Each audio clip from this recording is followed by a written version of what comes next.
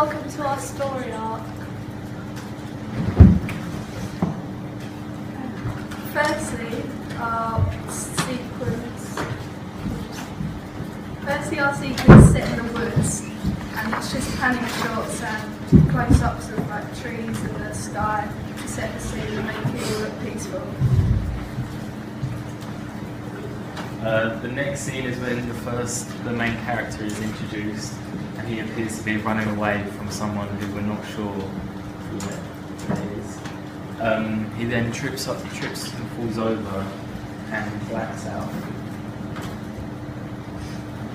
The shot then zooms in on the earphone that's fallen out, which is playing music.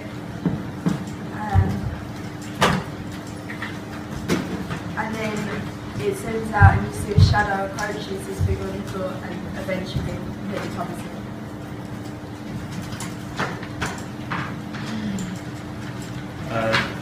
The next scene is when the main character snaps out of a daydream and he appears to be in a psychiatrist's office, and the audience and him both don't know where he is or why he's there. The psychiatrist then keeps asking him different questions about how he's feeling. Next is when our main character is asleep in bed. So we're going to have a bird's eye view of him sleeping, and then we're going to sort of pan left or right with away our glasses to show a glass of water on the side of the bed, which is going to foreshadow the tragic things to come. Then the character's going to wake up and he's not going to know where he is, so he's going to be really scared and quite nervous. To try and calm himself down, he drinks some water and then stands up to have a look around to see what's going on, and he looks out a window where you then get an over-the-shoulder shot of the psychiatrist looking up at the window that he's looking from. Next, our male character is sitting on the edge of the bed, and we have a shot of him and he's alone, and then we have another shot and you see the two either side of him, and they begin to whisper. So we've got one good conscience on the right saying oh, everything's fine, it's not your fault, and then we have the bad conscience on the left saying that you're crazy. The next scene will have a reverse shot of him and the psychiatrist talking again in the office, but this time it's more intense and more heated as his temper starts to grow.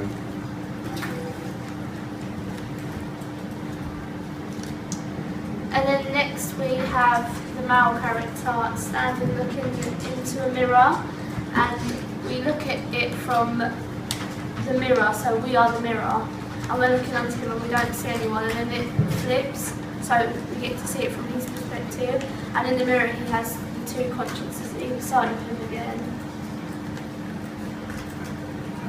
And then lastly the voices, the consciences start whispering, and it gets louder and louder until he thinks he's so crazy that it's a breakdown and starts crying and stuff on the floor, and then that's when it cuts.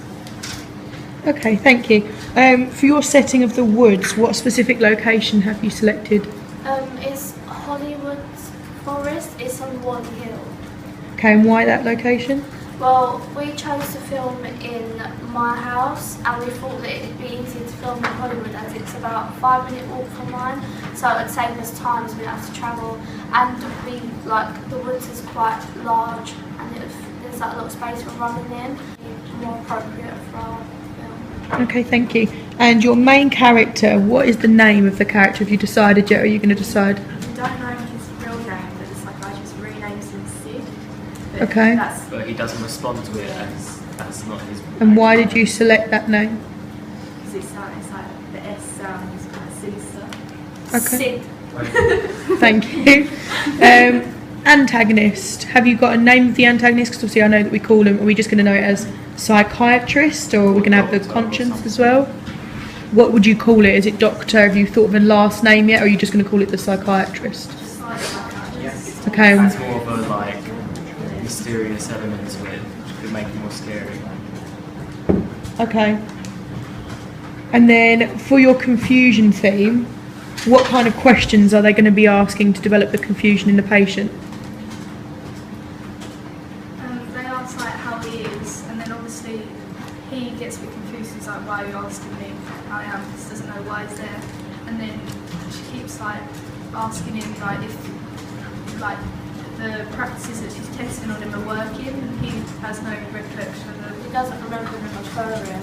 Yeah, Okay. every time she asks a question, she says, so how are you feeling Sim? And he's like, you're Sim. Okay, very nice. For the location of the scene where the person's in bed, in order for it to look like, are you going to try and make it look like a home, or are you going to try and make it look like an asylum essentially? We're going to make it look like a home, but like it's been sort of like adapted to the creepy.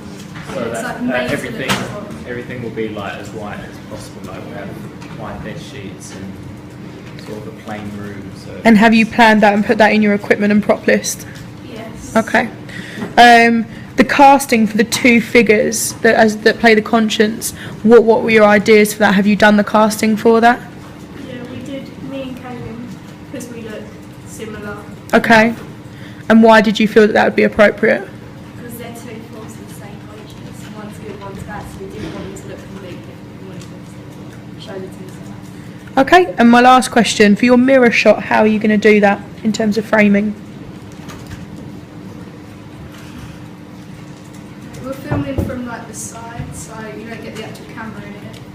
Okay, And then the other part is him actually looking into the camera. Right, so we and we might test it out with our test footage to see whether it will work or not. okay. All right, thank you very much.